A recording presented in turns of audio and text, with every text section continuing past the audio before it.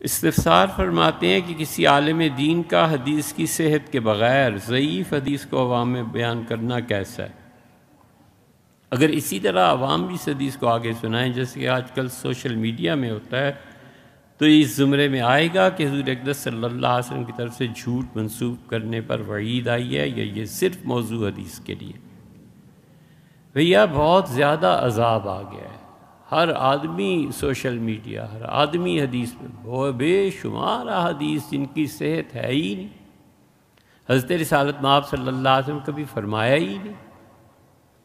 یہ ابھی پچھلے دنوں ایک کلپ آیا دیکھ رہے تھے تو اس میں کہ حضور صلی اللہ علیہ وسلم انار جنت کا پھل ہے اور اس پھل میں ہر انار میں ایک دانہ جنت کا ہوتا ہے، سب جھوٹ ہے۔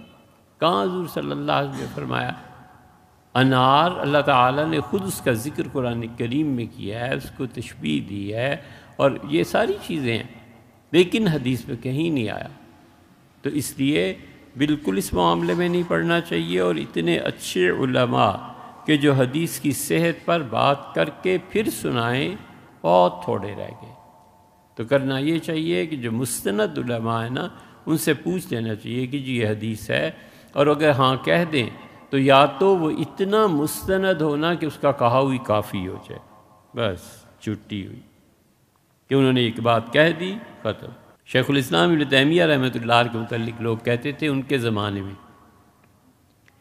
کہ ہر وہ حدیث جسے ابن تیمیہ نہیں جانتے نا وہ حدیث ہی نہیں۔ ذہبی رحمۃ اللہ علیہ کے متعلق بھی لوگ کہتے تھے۔ تو یا تو وہ مل جائے کوئی ایسا شخص، اور یا پھر یہ کہ وہ کتاب کا حوالہ دے دیں کہ فلاں جگہ دیکھ لو، فلاں کتاب میں یہ چیز آئی ہے، یہ صورتیں باقی۔ اس لیے حدیث شریف اور یا دین کا کوئی موضوع اس کو اگر بیان کرنا ہے، کچھ چیزیں ہوں تو پہلے تیاری بھی کرنی چاہیے، محنت کرنی چاہیے۔